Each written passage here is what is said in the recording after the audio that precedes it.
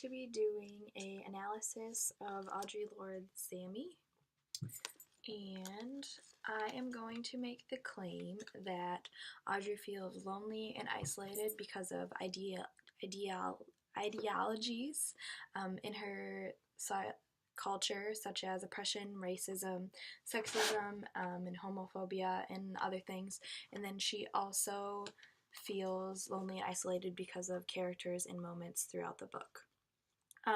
This is important because it basically shapes her entire life, her perception of herself, people's perception of her, the way she acts on things.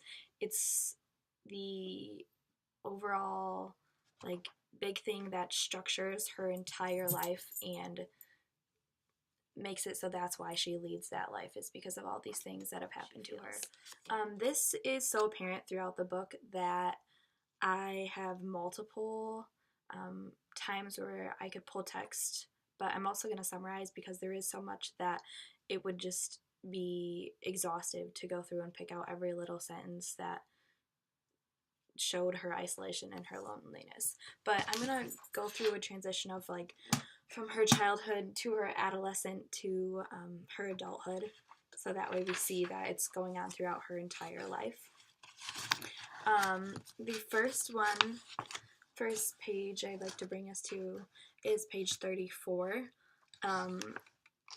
In the fourth chapter, about halfway down, she says, "Actually, I grew up feeling like an only planet or some isolated world in a hostile or at best unfriendly firmament."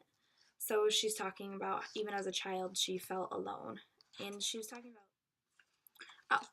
so this part in the book, page 75, shows how sexism and racism contribute to her unjust life.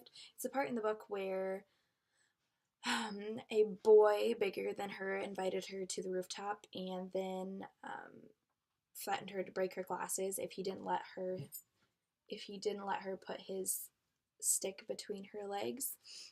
Then she lets him do this, comes home, and instead of talking to her mother and feeling like she has someone to go to and talk to about this, she just gets beaten for being late.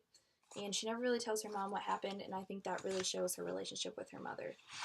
And I can't imagine how isolating that could be, but it's just one example of her entire life. So the next example that's a lot like that is when she talks to I think it might be a guidance counselor in her school, and she tells her about her mother and all the things that she feels are unfair that her mother has done. And then the guidance counselor, this is someone that she thought that she could probably trust, and told her all these things. And then she calls her mother in and tells her mother everything that she said. And I think this just again shows that she had no support system and no one there for her, no one to rely on, no one to trust, and it led to her feeling alone in the world.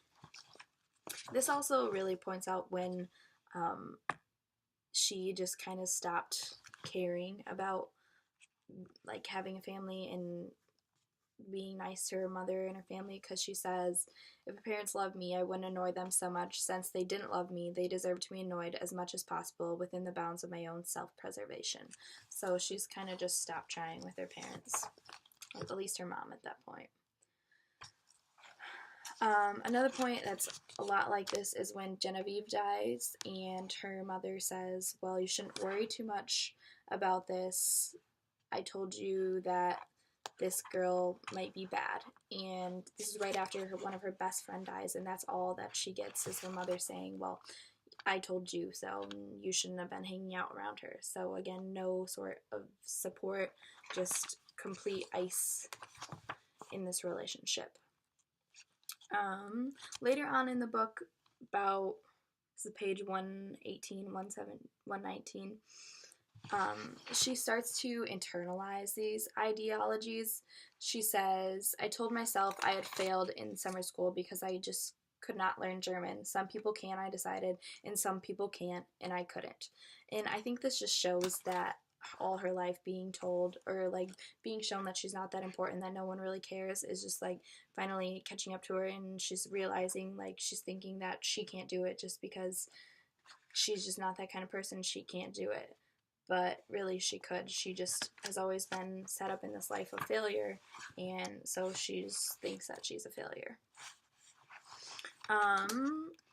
Another internalization point that I like to make is on page 128 when she's talking to Ginger, and Ginger is asking her if she would like a cup of coffee, and she's crying, and she felt very unsure that she was crying, and Ginger was like, had just have a coffee, and then finally she says like, okay, I'll take one with sugar.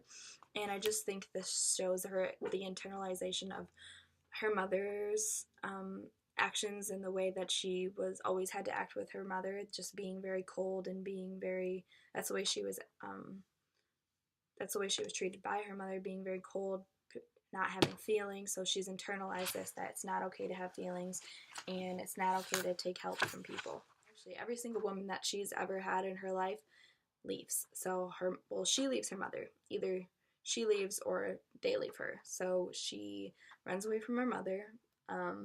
Then there's Jeannie who dies. And then after that, it's Ginger who gets with another person, and so she leaves. And then it's Eudora, and she leaves Eudora. And then it's someone else. Her love. Muriel. Then it's Muriel, and then she leaves Muriel.